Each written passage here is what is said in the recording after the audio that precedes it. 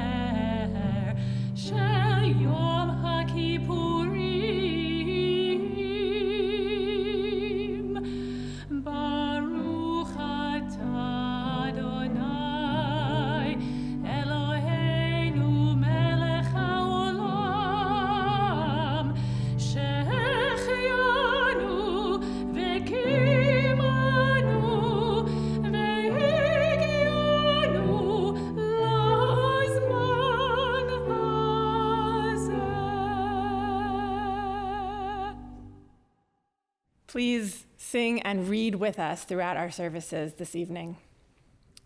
A blessing to begin the fast.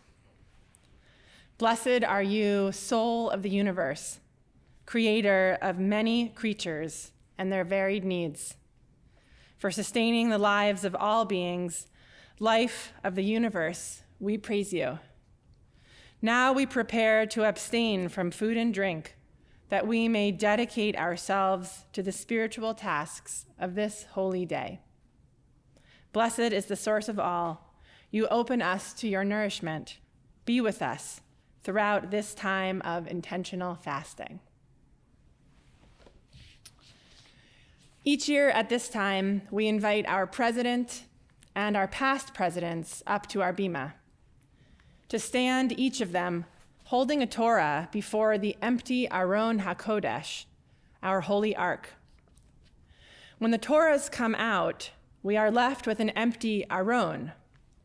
This word alone, without the qualifier of holy, in Hebrew simply means closet or casket. Why do we begin Yom Kippur staring past our Torahs into this empty container?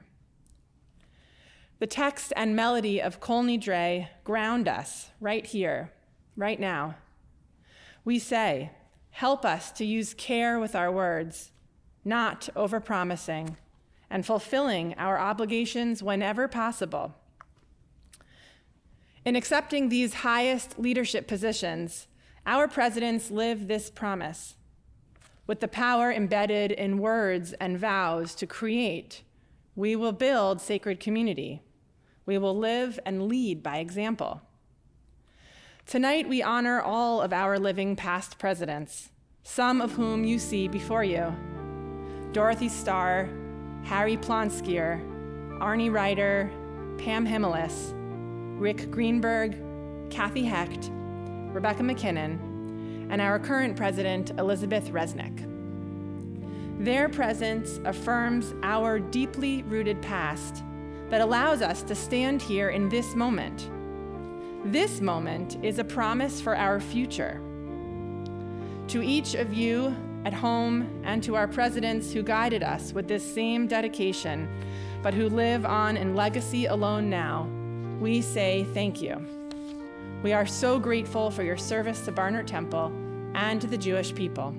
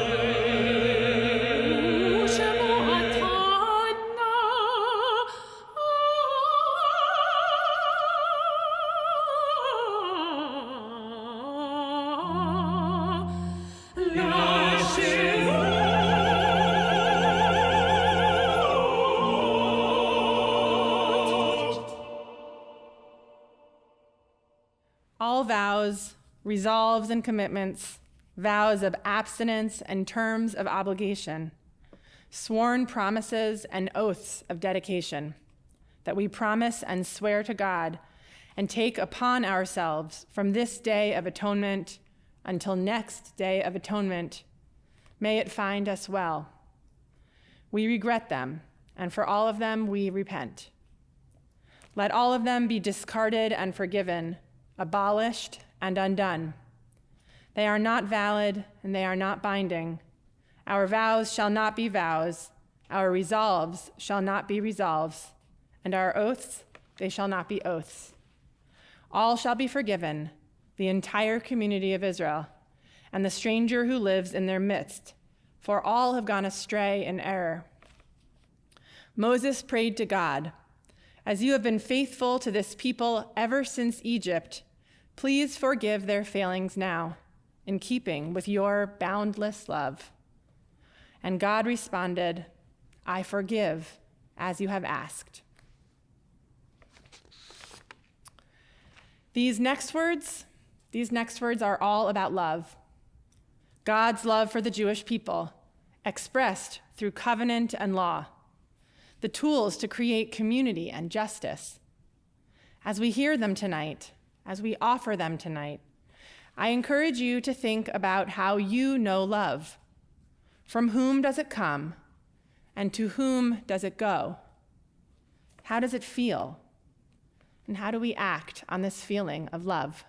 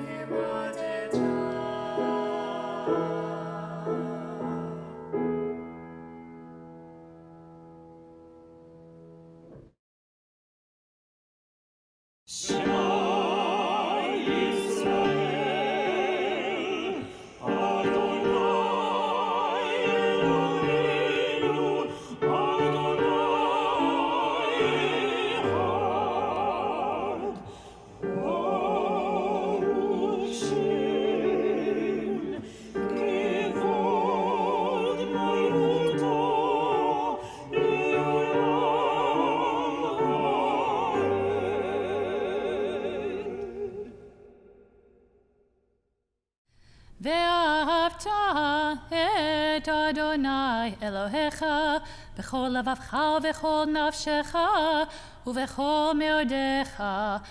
והיו הדברים האלה אשר אנוכי מצווך היום על לבביך, ושיננתם לבניך ודיברתם בם בשבתך בביתך ובלכתך בדרך ובשוכבך ובקומך, וקשרתם לאות על ידיך, והיו לטוטפות בין עיניך, וכתבתם על מזוזות ביתך ובשעריך, למען תזכרו ועשיתם את כל מצוותי, והייתם קדושים לאלוהיכם. אני אדוני אלוהיכם, אשר הוצאתי אתכם מארץ מצרים, להיות לכם לאלוהים.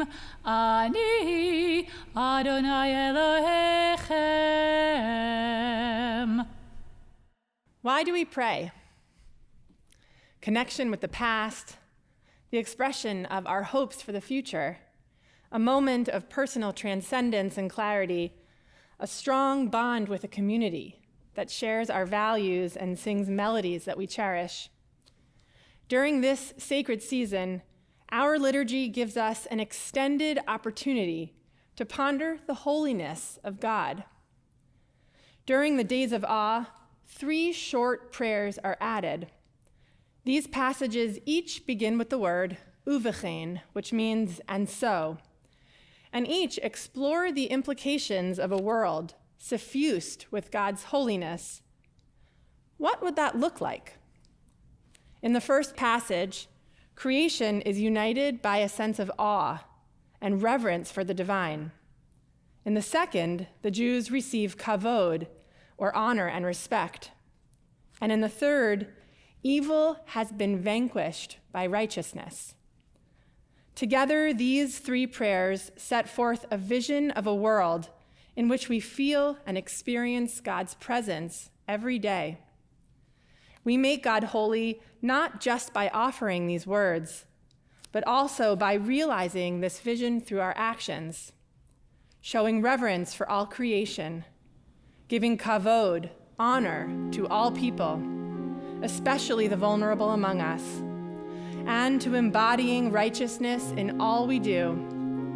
God's holiness is dependent on human beings, on us, who extend the reach of the divine into the dark corners of the world by embracing awe, showing honor, and acting with righteousness.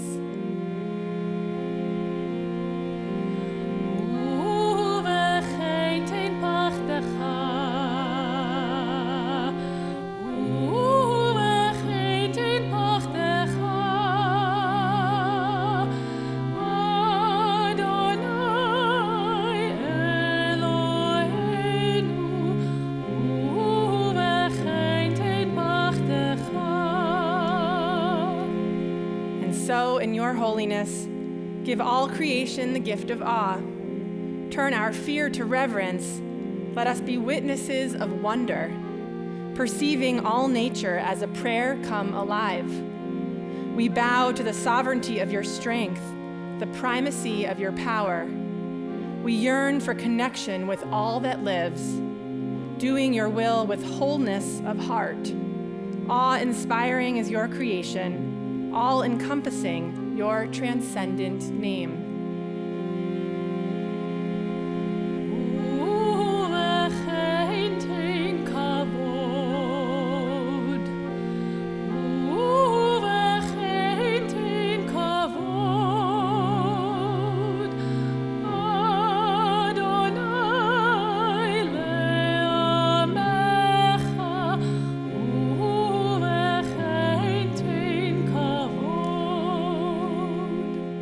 So, in your holiness, give your people the gift of honor. Bless with praise those who praise you. Bless with hope those who seek you. Give your believers a basis for faith, true happiness for the land of Israel, true joy in Jerusalem. May the sparks of David, your servant, soon grow bright enough for us to see, a beam of light in the darkness, a promise of perfection.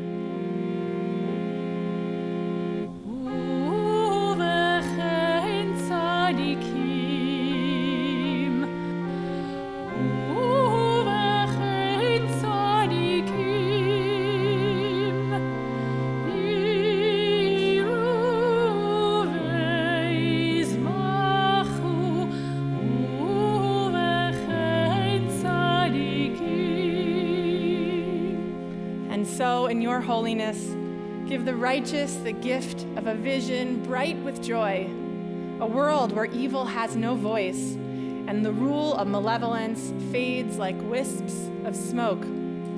Good people everywhere will celebrate the stunning sight of arrogance gone from the earth.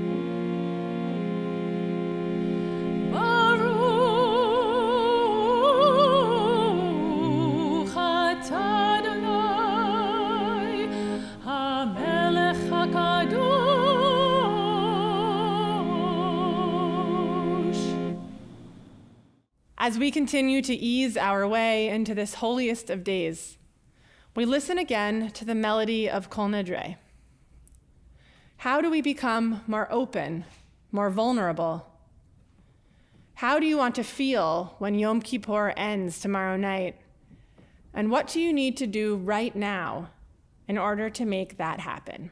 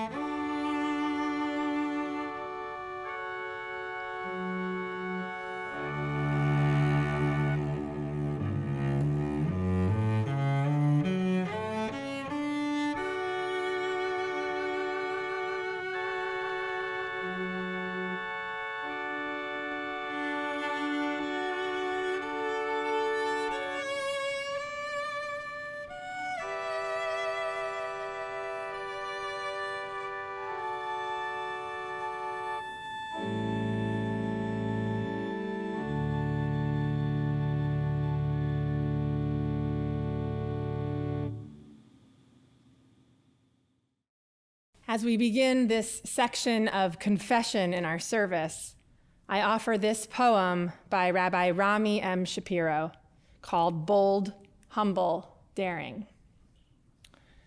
Today we stand before the mirror of all to see ourselves as we are. We come with no gifts, no bribes, no illusions, no excuses. We stand without defense and wait to be filled. What will fill us? Remorse, certainly. So much error and needless pain. And joy, remembered moments of love and right doing. We are too complex for single-sided emotions. And we are too simple to be excused by our complexity. Let us be bold enough to see, humble enough to feel, daring enough to turn, and embrace the way of justice, mercy, and simplicity. Our God and God of all generations, may our prayers reach your presence. And when we turn to you, do not be indifferent. Adonai, we are arrogant and stubborn, claiming to be blameless and free of sin. In truth, we have stumbled and strayed. We have done wrong.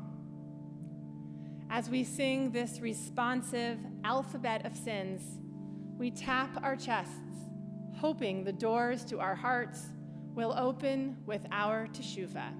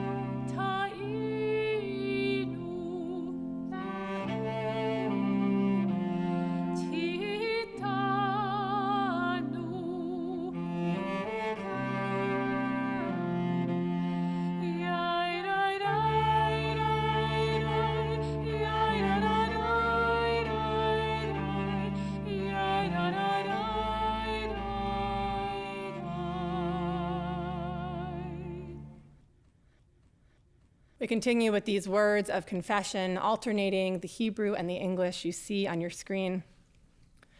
Al chet shechatanu lefanecha, the ways we have wronged you deliberately and by mistake, and harm we have caused in your world through words of our mouth. Al chet shechatanu lefanecha, the ways we have wronged you by hardening our hearts, and harm we have caused in your world through careless speech. Al chet shechatanu lefanecha, the ways we have wronged you through lies and deceit, and harm we have caused in your world through gossip and rumor. Al chet shechatanu lefanecha, the ways we have wronged you by judging others unfairly, and harm we have caused in your world through disrespect to parents and teachers. Al chet shechatanu lefanecha, the ways we have wronged you through insincere apologies, and harm we have caused in your world by mistreating a friend or a neighbor. Al chet shechatanu lefanecha, the ways we have wronged you through violence and abuse, and harm we have caused in your world through dishonesty in business. Ve'al kulam elo ha-slichot, silach lanu, mechal lanu, kaper lanu. For all these failures of judgment and will, God of forgiveness, forgive us, pardon us, lead us to atonement. Ve'al kulam elo selichot, selach lanu, mechal lanu, kaper lanu.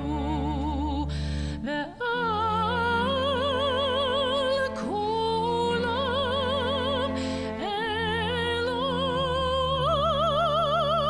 selichot, selach lanu, mechal lanu, selach lanu, mechal lanu, kaper lanu.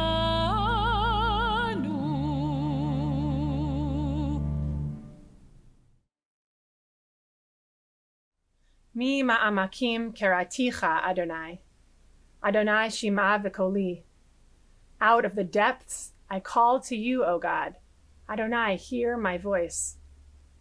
From deep places of tumult and unknown, disruption and despair, we call out.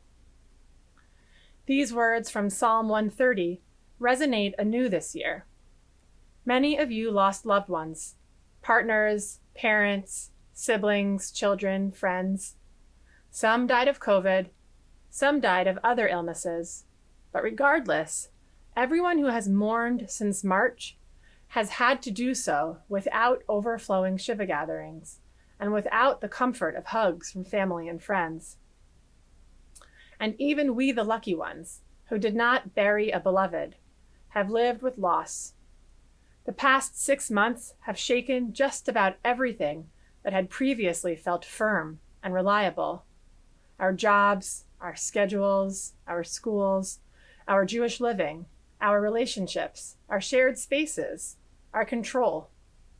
Some days were harder to get through than others. We felt sad, unmotivated, angry, exhausted, lonely, and like we could never quite do enough to help our kids, to support our partners, to succeed at work, to protect our nearest and dearest from the virus and its associated aftershocks.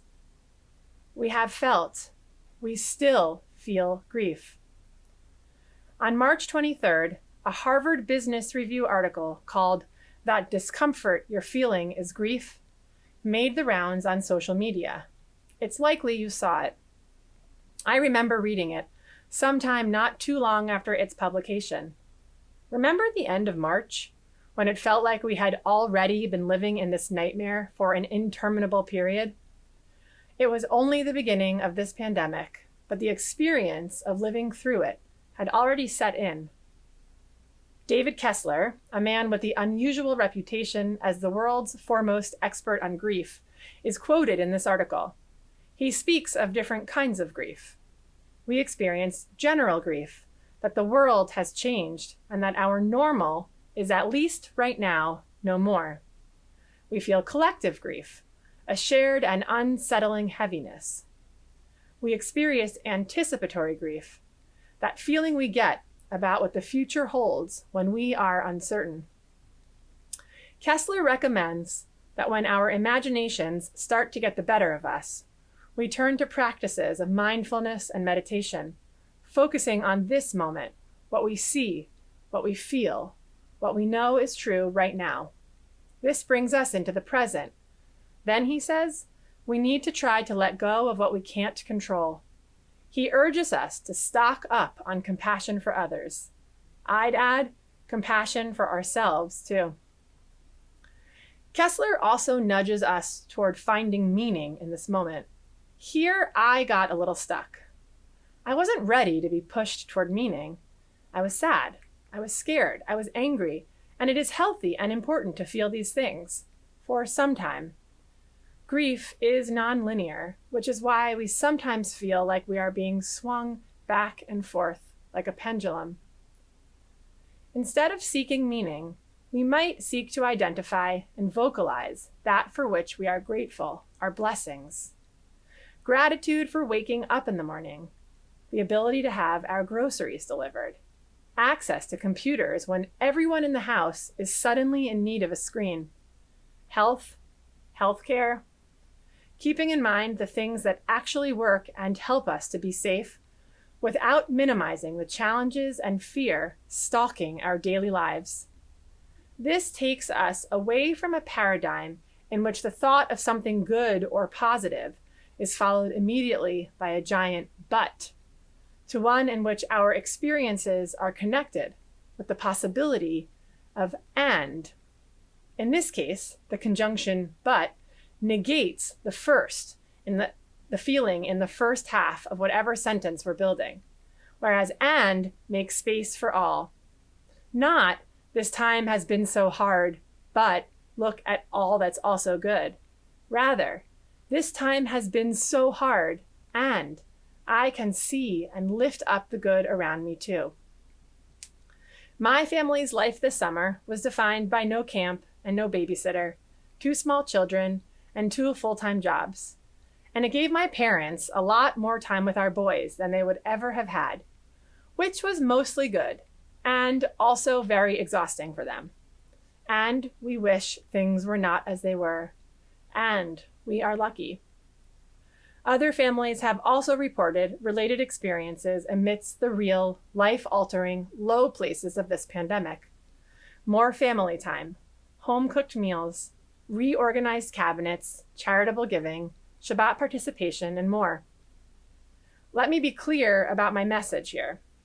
It's not one that says that the pandemic has been good because of all the sourdough bread and Marie Kondoed closets. This pandemic is a tragedy, and we have no choice but to adapt and survive, to create and recreate. Many of you have heard me gently adjust the statement when we go back to when we move forward to what we will create anew. We have new schedules and responsibilities in our homes. Here at Barnert, we have learned and then improved how to pray and love and study and connect with one another on a digital platform.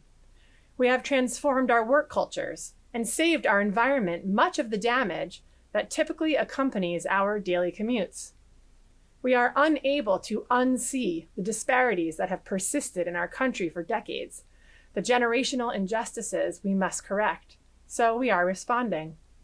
We have grown more connected as a result of our ability to name our shared vulnerabilities. We have recreated. We won't be going back to what was. We will continue to recreate what can be, even from the deep depths of despair. The psalmist cries out, Mi ma'amakim keraticha Adonai, Adonai shim'a v'koli. I am in the deep, dark place. I am calling to you. Please hear my voice. With these words, we are drawn to survival, to relationship, to something different, born out of our need for repair.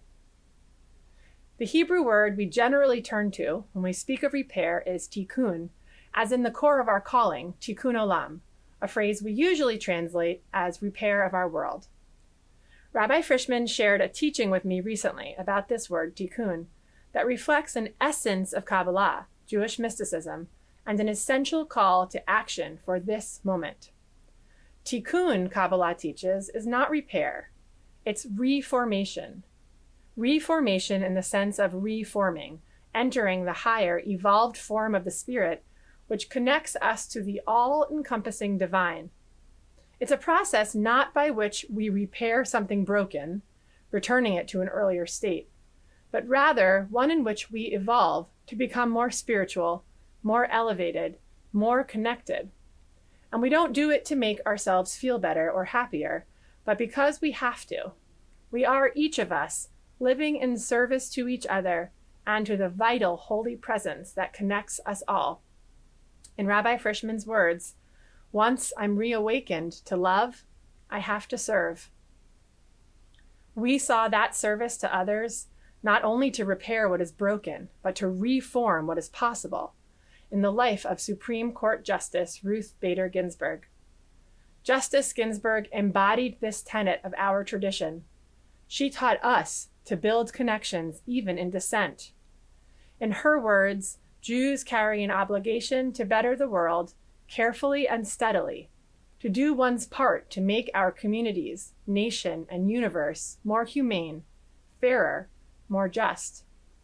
And in speaking directly to us, she implored, fight for the things you care about, but do it in a way that will lead others to join you. In this spirit of tikkun in this new year, we make her memory a blessing when we acknowledge that which is broken, in need of reforming, and find partners to help us move from the depths of our grief into the possibility of the world as it can be.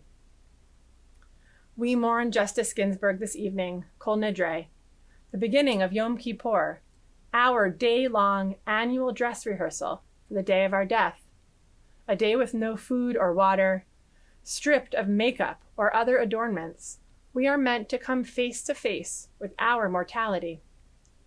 We do this in part by coming face to face with our mistakes and the ways that we have missed the mark in our individual living. And as we recite our collective confessions of sin, we reflect on our part in the communal misses this year. It's a day when we make space for our tears, for our regrets, for our grief.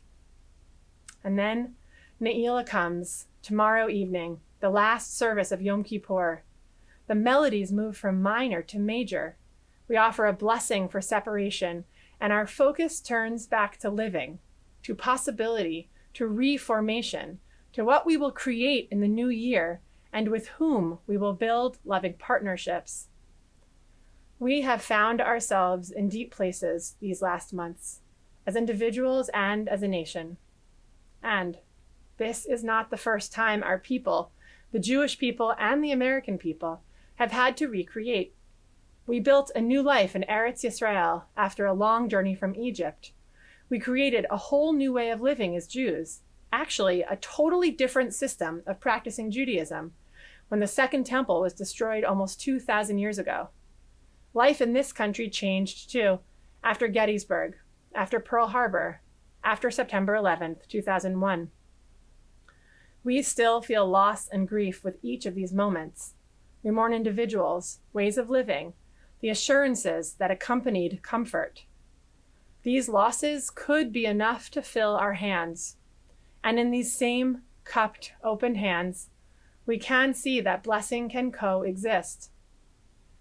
Without denying our apprehension, our fear of what this particular new year may bring, our openness to thinking and, rather than but, may enable us to make room for all of it.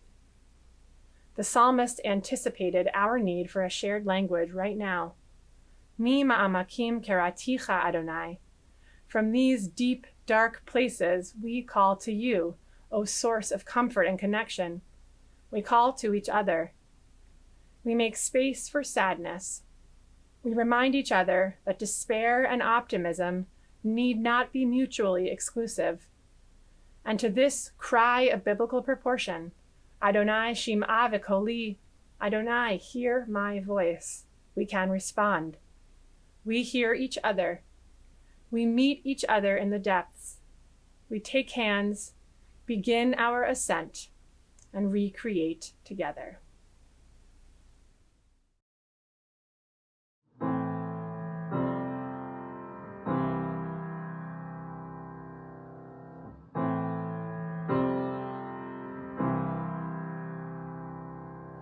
Have you ever felt like nobody was there?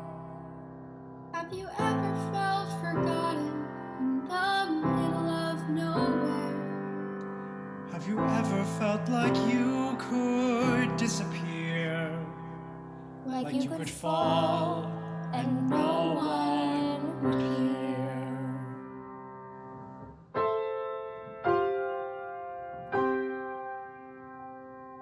Well, let that lonely feeling wash away.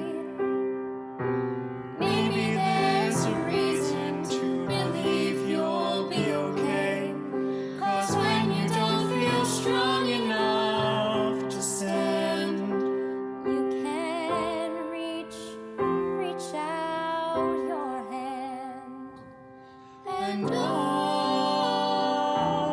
Someone will come running, and I know they'll take you home.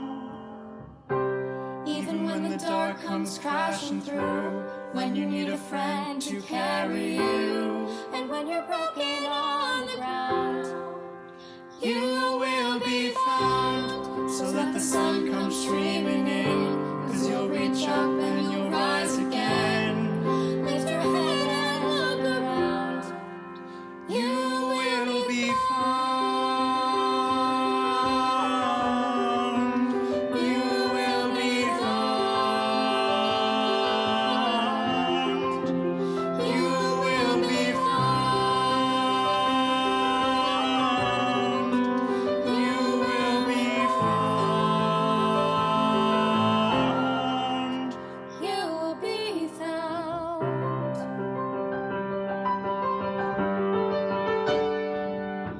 There's a place where we don't have to feel unknown. And every time that you call out, you're a little less alone. If you only say the word, From across the silence, your voice is heard.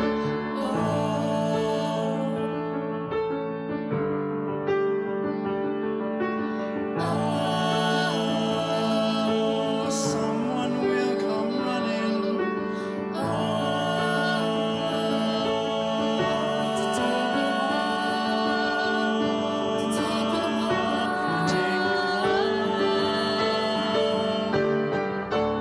Even when the dark comes crashing through, when you need a friend to carry you, when you're broken on the ground, you will be found.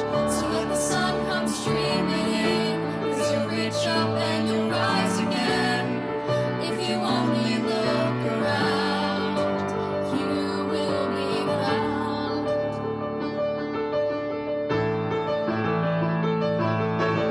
You are not alone. You are not alone. You are not alone. You are not alone. You are not alone. You are not alone. You are not alone. Even when the dark comes crashing through, when you need someone to carry you, when you're broken on the ground, you will be found. So let the sun come streaming in, 'cause you'll reach up and you'll rise again. If you only look around, you will be found.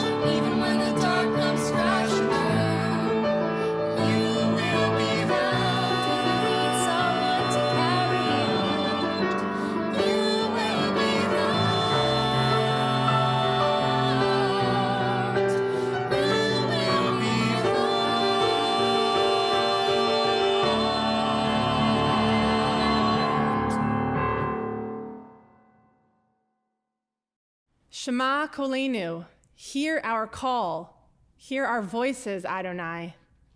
Accept our prayers. Take us back. Do not be far from us, our God. We are here. We are making space to be able to hear your answer.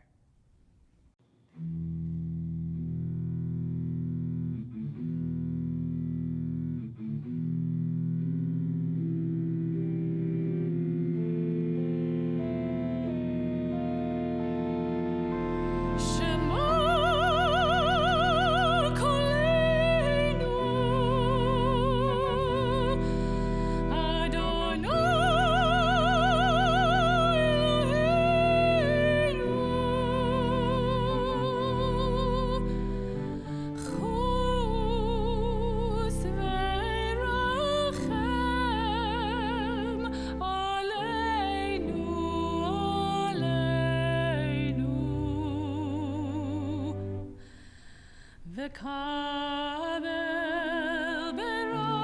ברחמים, ברחמים וברצון את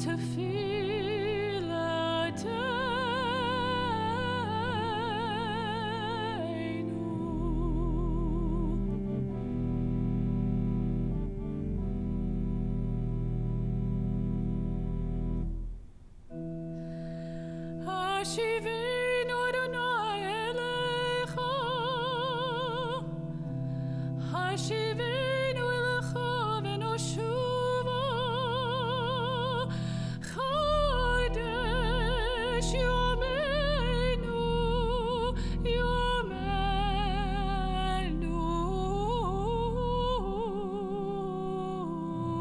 כקדם.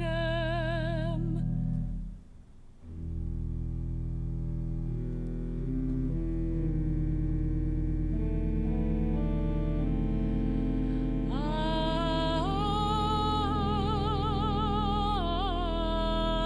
תשליכנו,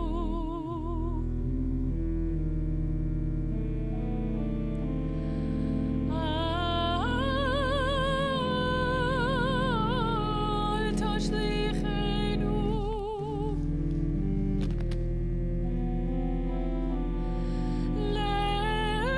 לעת זקנו, ככלות קודחנו.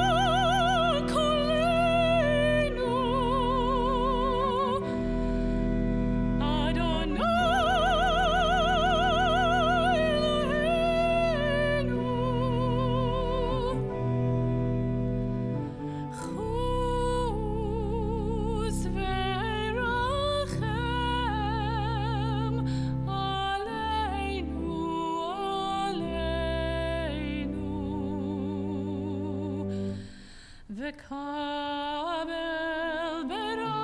ברחמים, ברחמים וברצון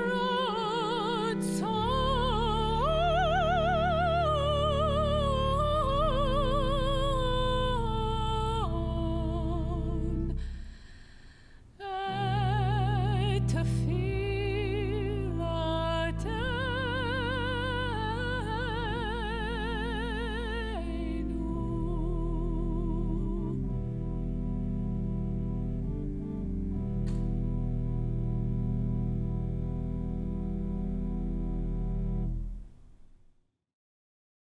Avinu Malkeinu, a prayer of protest. Avinu Malkeinu, hear our voice. Some of us have cancer. Some have lost strength of body. Some have lost memory and speech. Some of us are in pain. Some can't find work. Some of us bear the marks of human cruelty inside where the scars don't show. Some live with depression. Some battle addiction. Many feel alone. Some have known shattered marriages, trust betrayed, hopes destroyed. Some of us have lost the ones we love far too soon.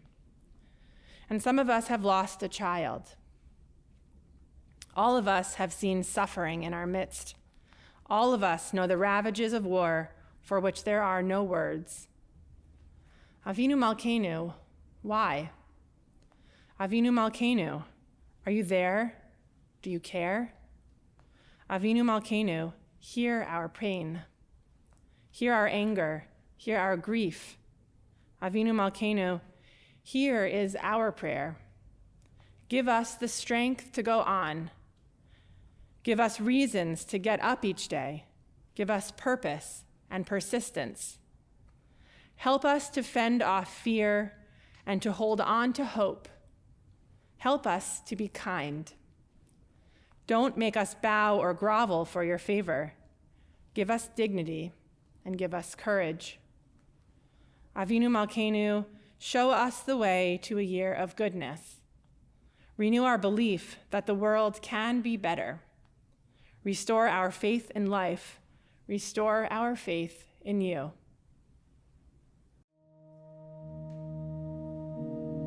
Avinu Malkeinu, Shema Koleinu. Avinu Malkeinu, Chatanu lefanecha. Avinu Malkeinu, Chamal